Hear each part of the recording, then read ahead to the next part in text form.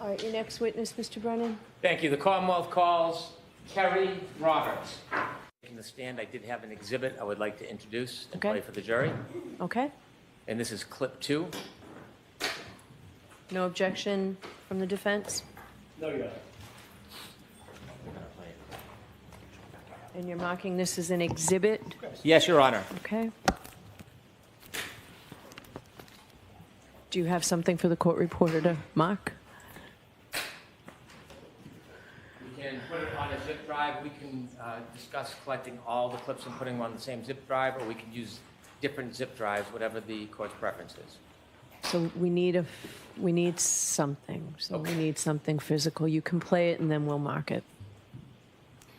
Ms. Gilman, do you have a separate clip? Jim, is that right? Thank you. I can have this marked, Your Honor. Thank you.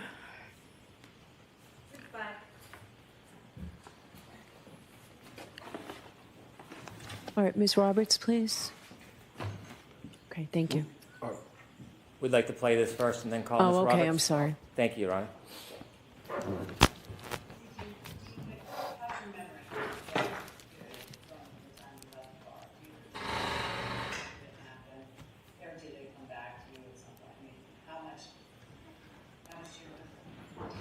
I remember it, but I question, do I remember it because it's been relived so much? I mean, when I see the video of me driving from the waterfall, like what I just described, tapping the brakes when I crossed the intersection, Washington over Sherman Street, do I actually remember that I kind of slowly proceeded through that green light? No, I don't actually remember that. But I've seen the video so many times that you then question, did I remember it on my own? Or was my memory jogged? But I also wondered, did I say, could I have hit him? Or was it told to me that I said I hit him? And I knew I never could have said that, so the closest I must have said was, did I hit him? I know I said I hit him, but did I really say it as many times as law enforcement's claiming I said it? Thank you. I now call Kerry Roberts.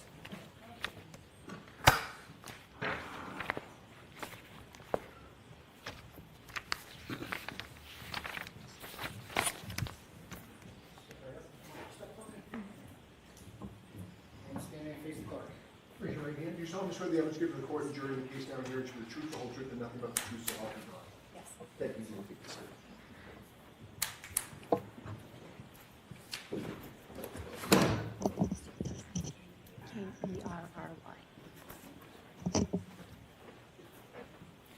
All right, Mr. Brennan, whenever you're ready. Thank you, Your Honor. Ms. Roberts. Good afternoon, ma'am. Good afternoon. Could you please introduce yourself to this jury? Hi, my name is Kerry Roberts. Ms. Roberts, where do you live? I live in Canton, Massachusetts. How long have you lived in the area for? I was raised in the Boston area, North Shore, South Shore. I went to high school in Braintree, and I moved to Canton about 12 years ago. Do you live alone? No, I live with my husband and 2 children. How old are your children presently, this day? My son is 13, my daughter's 15. Do you work? Yes, I do. Without identifying specifically where, can you share with us a little bit about what you do?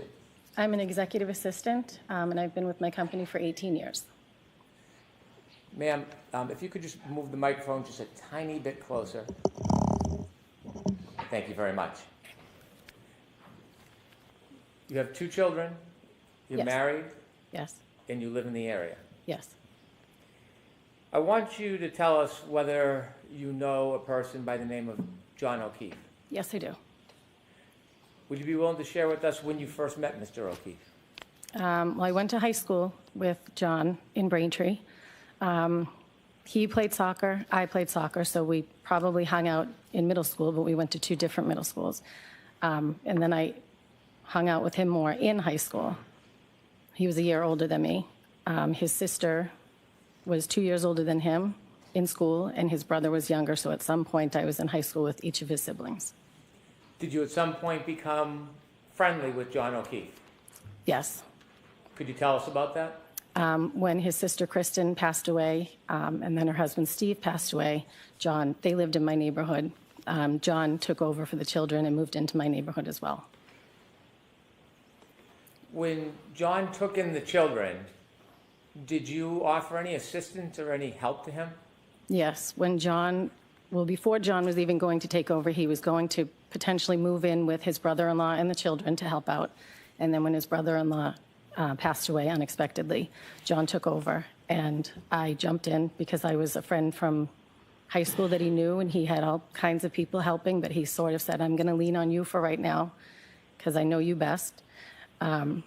And I knew his parents and his siblings, and so I introduced him to my husband, and we jumped in. It was, preschool drop-offs, preschool pickups for my son and his son, and just from then until the time of his death, we were just friends, very close friends, and we hung out all the time. The children hung out all the time, and he was the emergency contact list at my children's school to call if something had happened.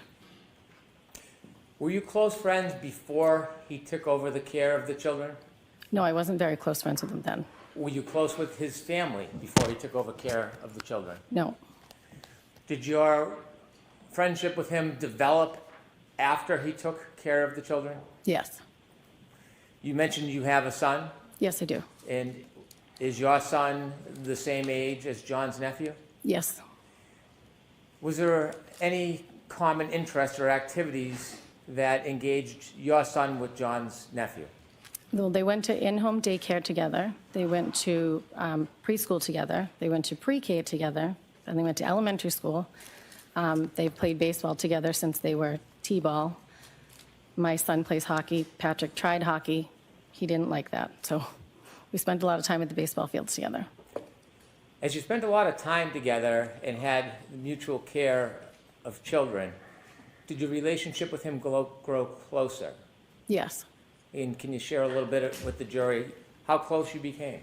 Well, John was a bachelor, and he didn't have any children of his own. So when he took over for the children, he sort of, leaned on us to kind of guide him and, all the things to do if someone has a headache and,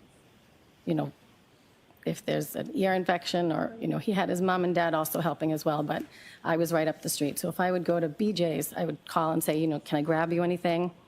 If I would go to Walmart, any of the places I would go, I would call and say, do you need anything? Can I help you? Can I grab something for you? And he did the same. We just sort of all chipped in and helped.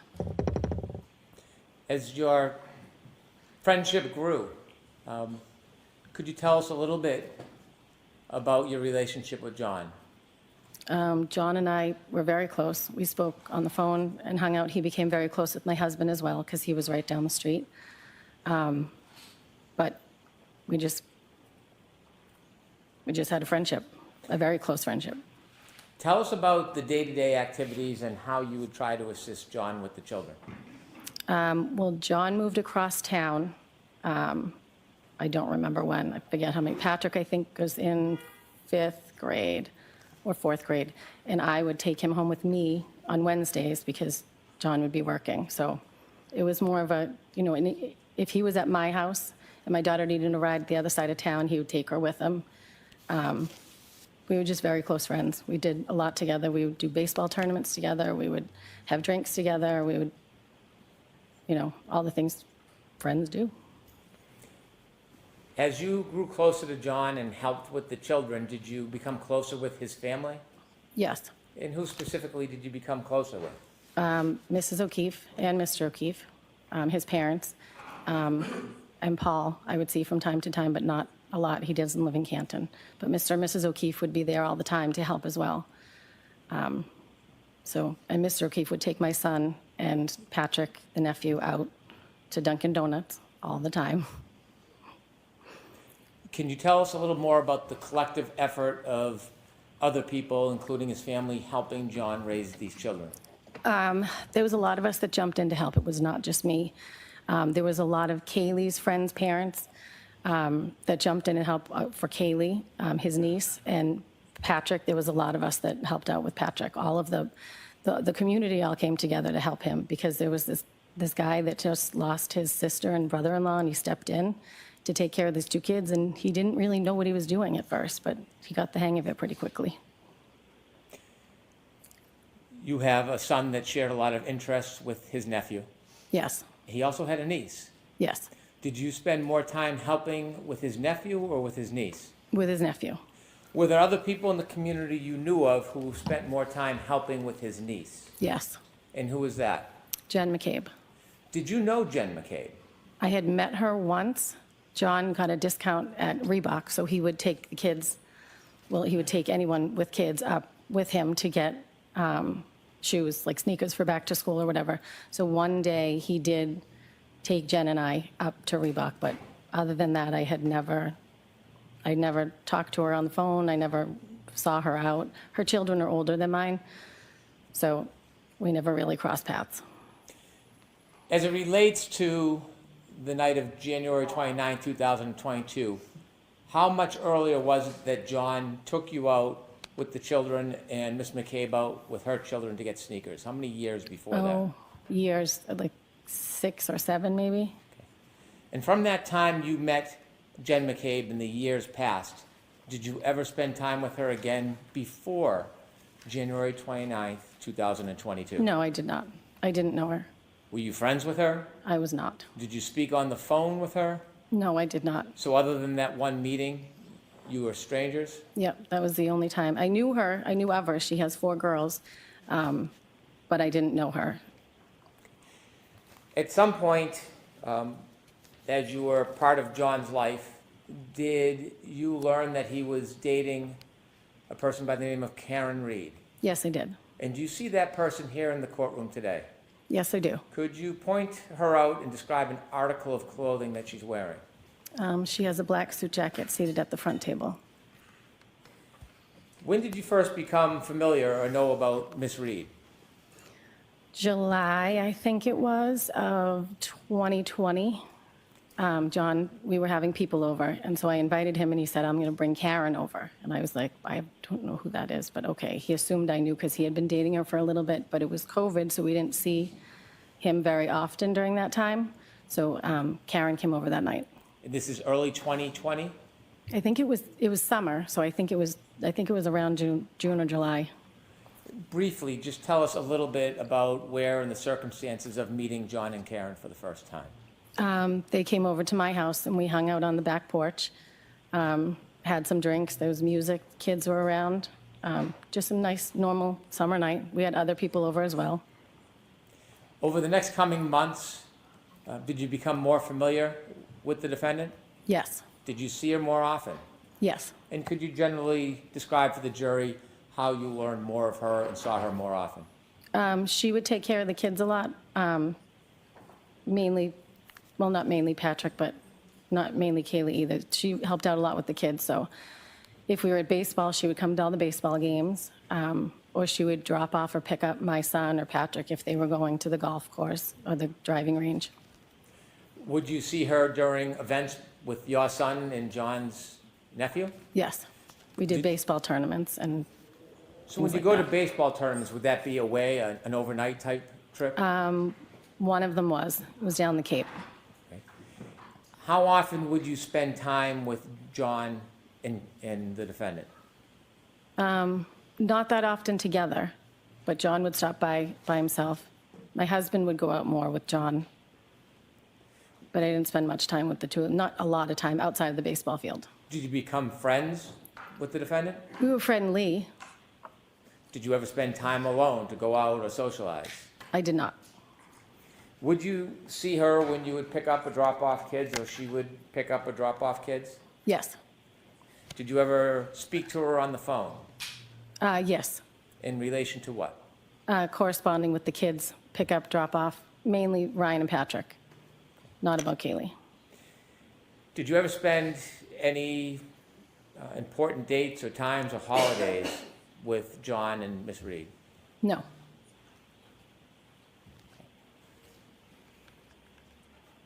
I want you to take us ahead to January 28th, 2022.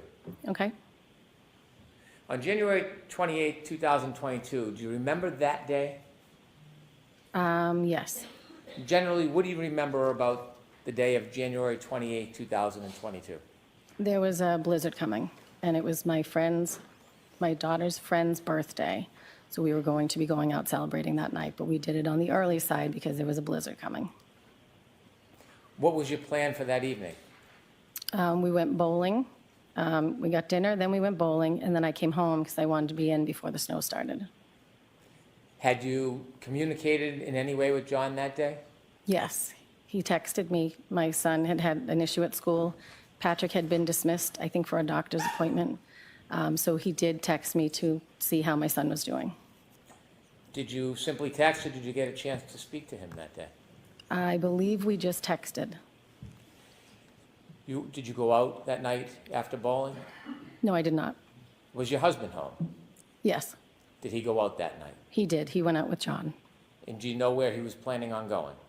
They went to McCarthy's, a bar in Canton Center. Had you been to McCarthy's before? Yes.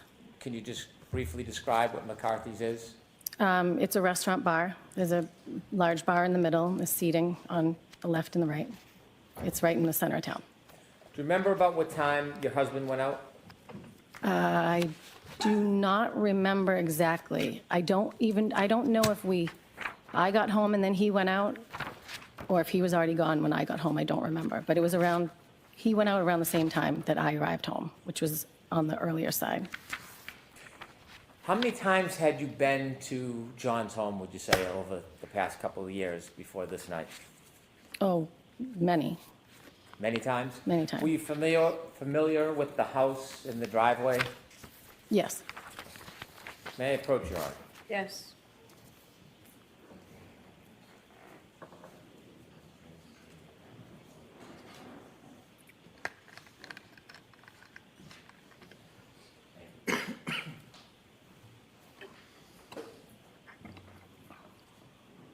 Should I return to the podium and ask the questions? You Your can Honor? ask them from there. Thank you. Ma'am, I'd ask you to take a look at that photo in front of you. Do you recognize what is in that photo? That is John's house.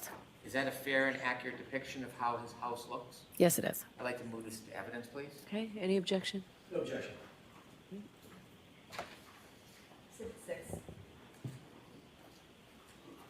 May I publish to the jury, Your Honor? Yes. Thank you.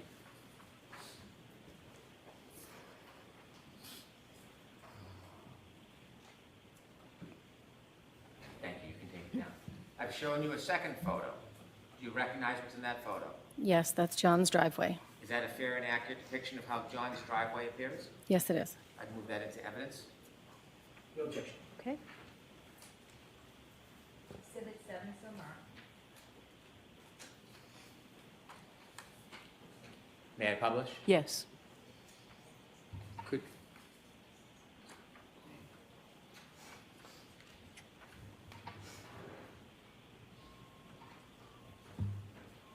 Thank you. I'm showing you a third photo. Do you recognize what's in that photo? Yes. And could you share with the jury what's in that photo? It's the side of John's house looking up from the driveway. Is there anything you notice on the side of the house? The lights or the ring camera. Are you guessing, or do you know that's a ring No, camera? I know there's one there And how do you know that? because I got a ring camera and I could look and see who was at my door. And then he said, "Why didn't you tell me about these things?" So he bought one. I move to introduce this photo. Okay, No objection. thank you. Exhibit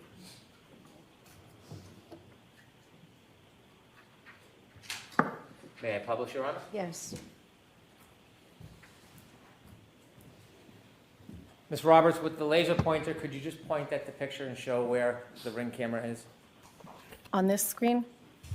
Yes, please. Whichever one you can do. Okay. Why isn't it working? Nope. It's on. Okay, well, you know what, rather than use the pointer, why don't we can you describe where you see the ring camera on that picture? It's in where the two lights are under the top window. Okay, thank you. We could take that down, please.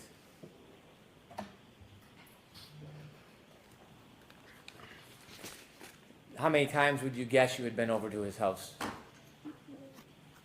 I don't know. More than 50,000. I don't even know. A lot. It was weekly. That night, you told us that your husband went out to meet John at McCarthy's, a bar. Yes, he did. Do you remember your husband coming home that night? Yes. Do you have any memory of about what time he returned? I'm guessing, but somewhere around 10, 10:30. So I'm not going to let you guess. Do you know? Do you have a... I don't know. It was around 10 or 10:30. I can't be exact. Did you see him come home? Yes, What was the forecast for that night and the next morning? there was a blizzard coming. Was that part of the decision-making of going out or staying home? Yes. At that time, when your husband came home, did you look outside? Do you have any memory of what the weather looked like around 10:30? I remember the snow started to fall somewhere around 12, because I remember looking out the window and I could see it starting. And that was the beginning of the snowfall? I believe so. What was the weather out that night? The weather that night, I think, was fine. It was cold, but it wasn't snowing yet. I see. I want to move forward ahead. At some point that night, did you go to sleep? Yes, I did. Did you sleep through the night, Ms. Roberts? Yes, I did. Okay. At some point, did you wake up? Yes, I did. I want you to tell us what was the reason that you woke up. I got a phone call at 5 o'clock in the morning from Karen Reed. Were you expecting a call? No, I was not. Had you ever received a call at 5 in the morning from Ms. Reed before? No. Share with us what happened that morning. What did you hear? Karen called, and the first thing she said was, Kerry, Kerry, Kerry, John's dead. And then she hung up. And then, When she said that, did you have a chance to have a conversation with her? no, I did not. Describe her demeanor when she said that. She was yelling loud enough, my name, I think it was 3 times, it might have been 2. She was yelling loud enough that she woke my husband. Your husband was sleeping next to you? Yes, he was. Was she loud, yelling, screaming? Yes, she was very loud. She was screaming. After she said, Kerry, Kerry, Kerry, John's dead, did you know what she meant? No, And did you say this was around 5:15? this was at 5. She called me at 5 on the 5. dot. After she hung up, what did you do? I was half asleep still. I didn't know what was going on. So I started to get up, and I think I tried to call her back. I know I tried to call her back, but I don't know exactly when, because I was like, what? So my husband said, what was that? I said, I don't know. Something's going on. I don't know what's going on. That was Karen. And then I tried to call her back. I know I tried to call her back, but I don't know if she answered or if she called me back the next time I spoke to her. After you, or she called you again, did you have another discussion, or did you hear her say something else the second time you spoke to her? Yes, the second time she said, I think something happened to John. I think he got hit by a plow. He didn't come home last night. Kaylee was home. He would never leave her by herself, and I was not supposed to stay at the house last night. So I think something happened to him. Did she say anything about drinking?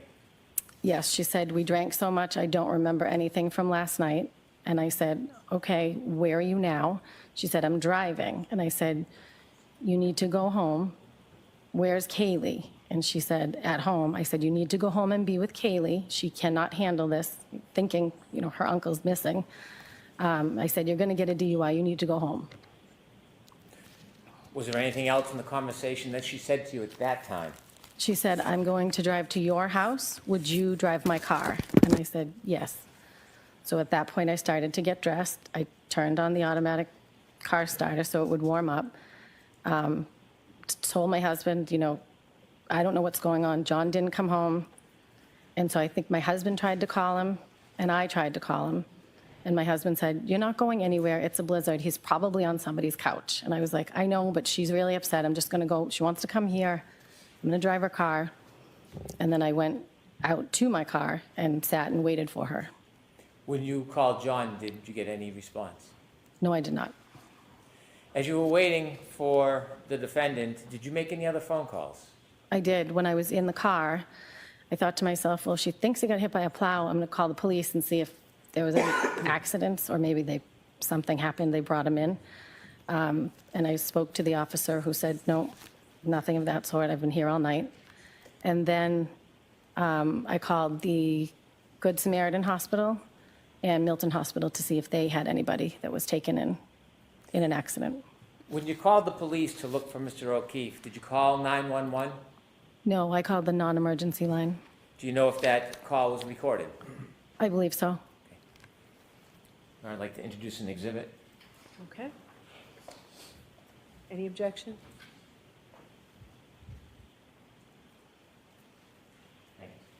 No objection, Your Honor. Okay.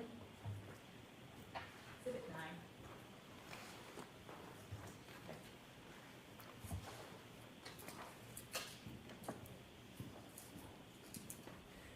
When you called the police, what was your level of worry at that point? I wasn't super worried. I mean, he didn't come home, but they were out drinking, so I assumed, like my husband said, he's probably on somebody's couch. The second call you had with Miss Reed, can you describe her demeanor in that second call? She was frantic. She was frantic. I mean, she couldn't find John, so she was very worried. How soft or loud was that phone call? It wasn't as loud as the first one, but it wasn't a regular conversation. With the court's permission, I'd like to play the exhibit of the call. Okay.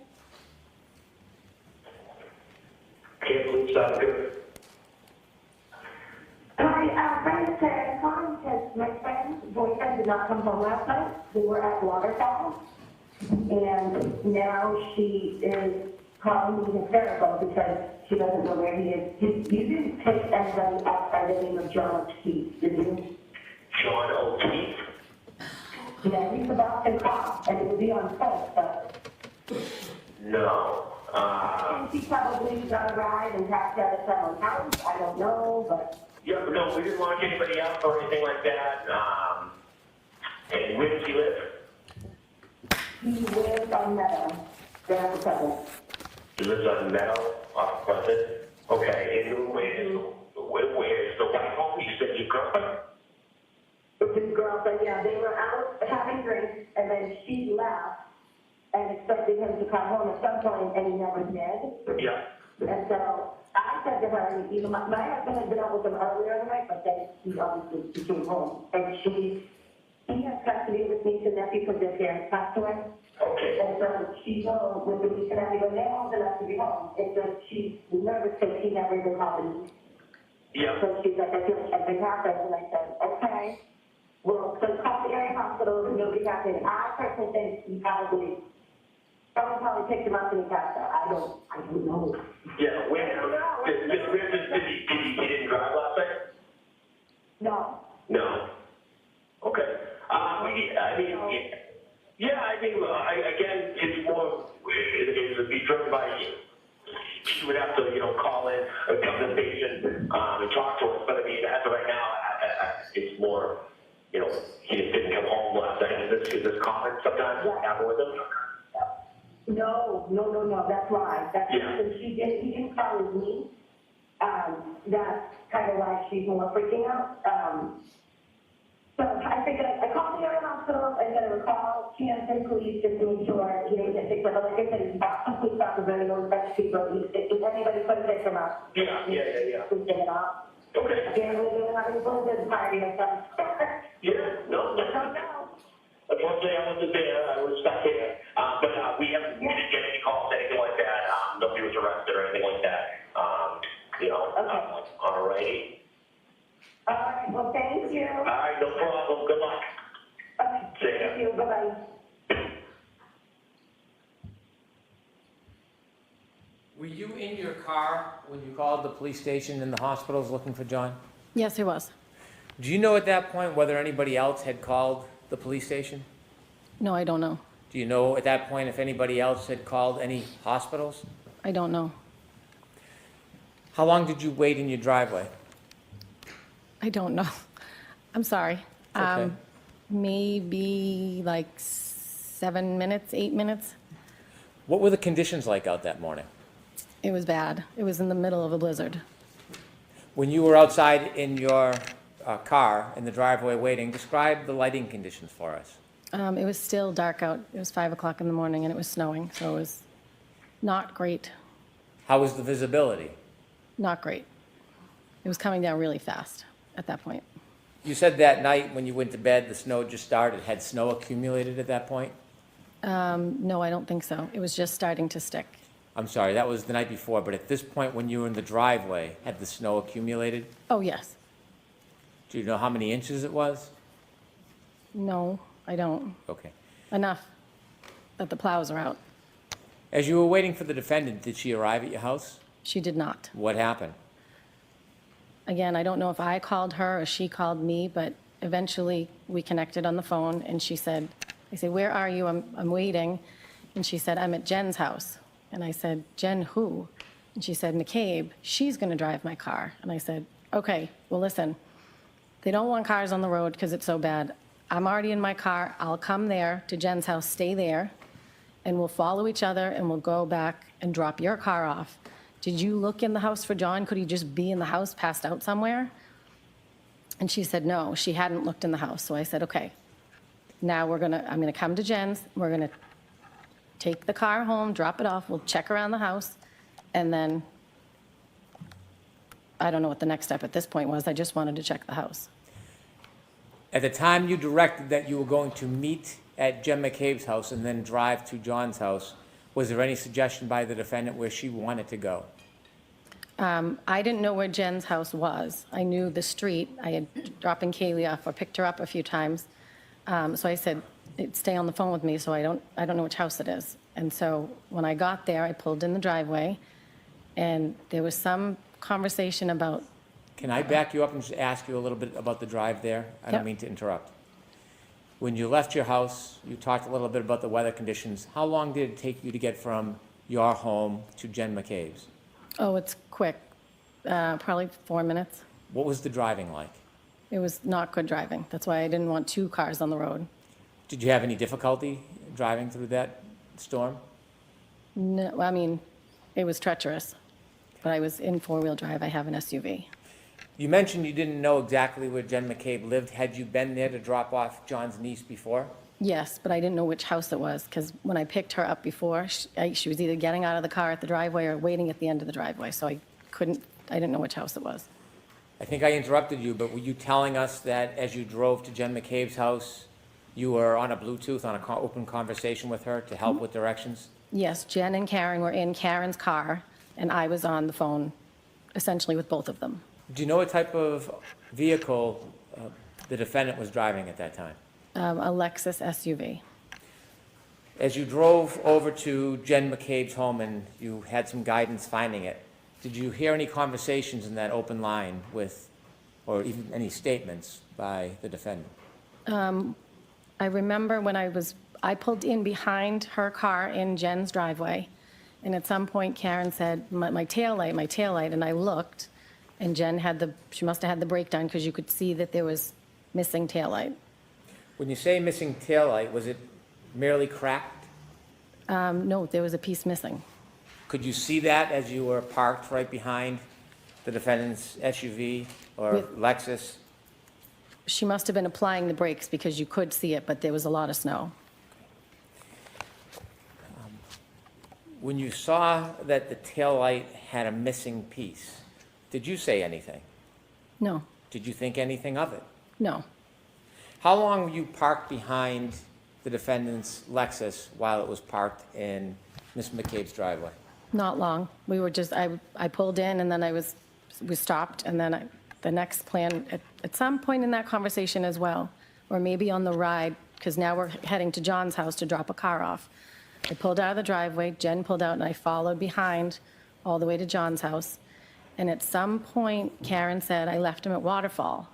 And I heard Jen say, no, I saw you pull up in front of my sister's. Was anything else said about the broken taillight? No, You followed Ms. McCabe? yes, Where did you go? to John's house, Did you arrive? yes, I want to ask you some questions about when you arrived and what you did next.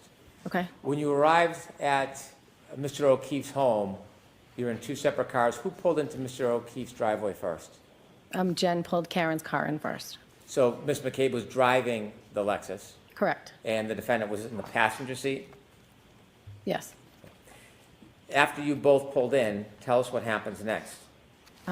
We went, I wasn't sure if it was, at some point Karen showed us the taillight up close, but I didn't know if it was when we arrived or when we left. But we went into the house to look for John. When the Lexus was parked by Ms. McCabe and Mr. O'Keefe's driveway, was it facing the street or facing away? Facing where the basketball hoop is, not facing the street. I'd like to approach. Okay.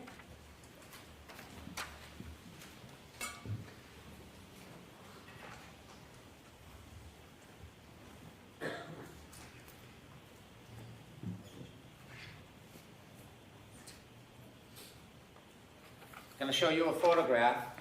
Do you recognize what's in that photograph? Yes, that's John's driveway. That's Karen's car on the left and John's car on the right. Do you recognize both those cars? Yes, I do. Do you recognize that photo as a fair depiction of his driveway?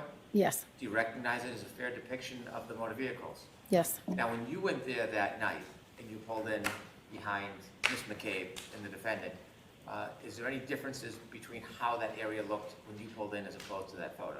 Well, it was the early hours of the morning, so it was dark out, and there was much more snow. And there Other was than snow this- coming down. I'm so sorry. You want to finish? Nope. Other than the snow and the lighting, is there any other differences? Nope. I'd like to introduce this as an exhibit, please. All right. There's no objection, Mr. Jackson? No objection. Exhibit 10. With the court's permission, I'd like to publish. Okay.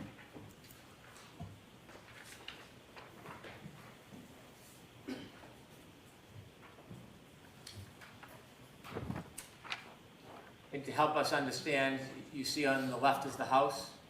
Yes, There's a motor vehicle in the middle of the driveway, but it's the vehicle to the left. yes. And whose vehicle is that? That's Karen's. Is that where it was parked that night when you went into the house?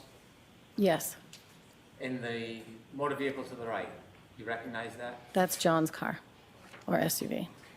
Thank you, you can take that down. I'm showing you a second photo. Okay?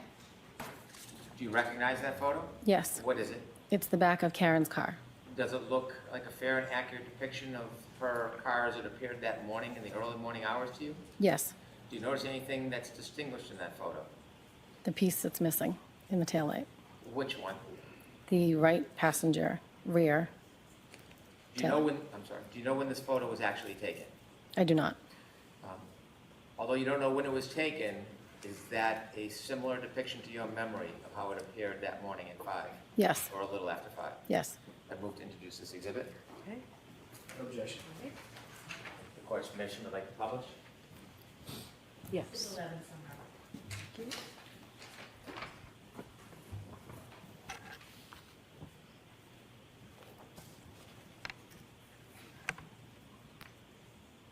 We can take that down, please.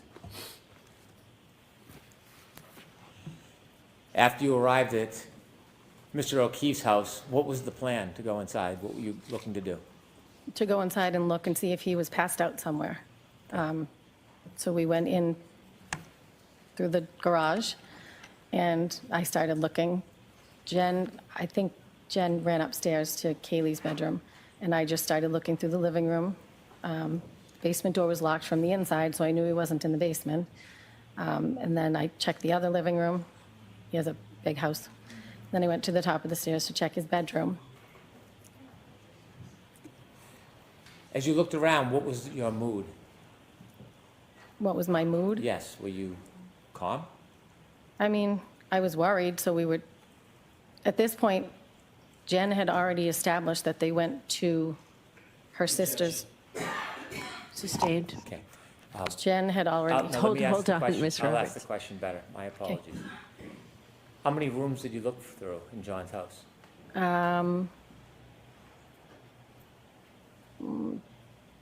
1, 2, 5 or 6. Did you see Miss McCabe looking in rooms as well, searching? She went upstairs when I was looking downstairs. At some point, as you were looking, did you see the defendant? Yes, Was she looking with you? she was in John's room. What was she doing? She was just standing there when I came up to the top of the stairs. Did she say anything? No, Did she do anything? no, Was she searching? I don't know. She was in the room. What happened next? At some point, Jen earlier had said, Well, let's not talk about what was said. Okay. Let's Well, just talk about the plan best at you this can, point your- is your to go to memory of what was 34 done. Fairview. Ms. Roberts, I know that I'm just going to ask you to wait for a question Okay. because we can only get one person at a time. So next question, Mr. Brennan. Again, my apologies. And so as you're looking through the house, you don't find John, what happens next? The plan was to go back to Jen's sister's house. Who made that plan? Karen wanted to go back there. Well, tell us a little bit about that. How did that conversation come up, and share with the jury what was said?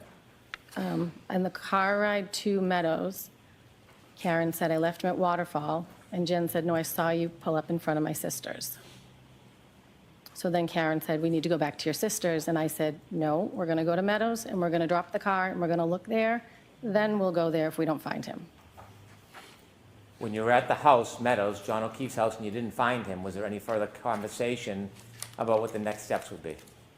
I said, let's go, he's not here, but I didn't know where Jen's sister lived, so we got into the car. Jen was in the passenger seat, I was driving my car, Karen was in the back seat, Did you and Jen was begin, giving directions. did you begin your way towards Meadows?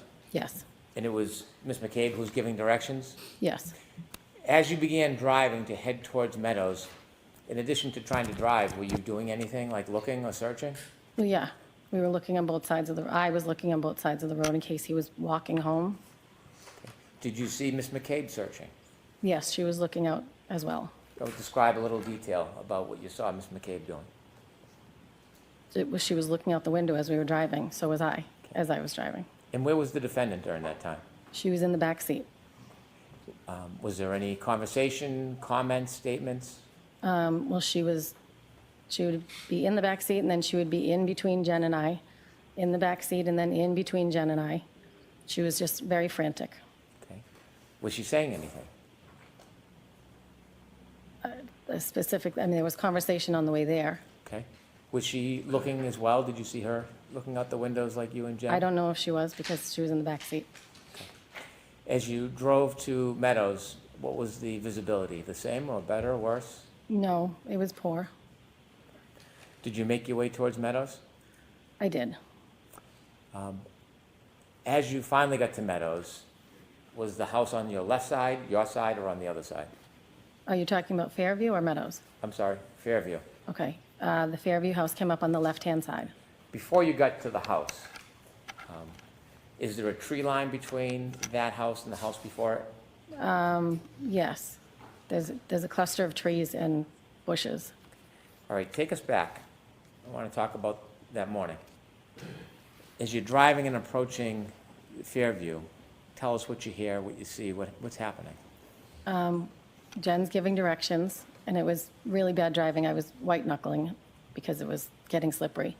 Karen wouldn't put on her seatbelt, so because she was in between us again the whole ride, and then sitting back. But she was worried because we weren't finding John.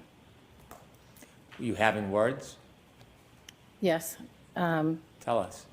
I said to Jen, where are we heading? And she said, my sister lives on Fairview. And I said, where is that? She said, off of Chapman. I said, oh, okay, near Spring Lane. At some point, Bella's mom came up. Tell me what that means. I didn't know who it was, but it was one of Kaylee's friends, Bella's mom. Well, the directions, at some point Karen was talking about Bella's mom to Jen, saying she never liked me. I didn't know who this woman was that they were talking about. But apparently Bella's mom lived near where Jen's sister lived on Fairview. Did you learn any more about the relevance of Bella's mom? No. Oh, well, I think John had dated her. Objection. I'm going to allow it. So as you approached Fairview, tell us what happens. As we approached Fairview, at the house. You mean the house or the street? Yes, the house. The house. Jen said, my sister's house is right up here. And I said, okay. And as we approached the house, Karen from the back seat is now screaming, there he is, let me the F out of this car. And she's now kicking the back door to get out. When you heard the defendant scream, there he is, and started kicking the car door, did you see anything? I did not. Did you see anybody? I did not. Did you look? I looked. Was there anything that impeded your ability to see far? No, it was just snow. How far could you see when she was yelling, "There he is"? How far could I see? Yes. I mean, the visibility wasn't great. Okay. Was she pointing or giving any direction? No, she just said, "There he is." Okay. What happens next? And then I unlocked the car. I looked over, I didn't see anything, and I unlocked it so she could get out of the back seat. I looked at Jen and I said, "She's crazy." And then I turned around and watched, and she ran over to a mound of snow. When she started running, before she got anywhere, did you see anything at that point? I did not. Were you looking? I was looking. She said, "There he is," so I'm looking around to see where he is. And you could see nothing? I did not. Did you see her run around or directly? She ran right over to the mound of snow. Could you tell what the mound of snow was from the car? Once she got to it, yes, it was, once she got to it, you could tell it was a mound of snow that was the length of a body. Okay. All right, I'm going to stop you there, Mr. Brennan. I need to see counsel at sidebar for just a minute, please.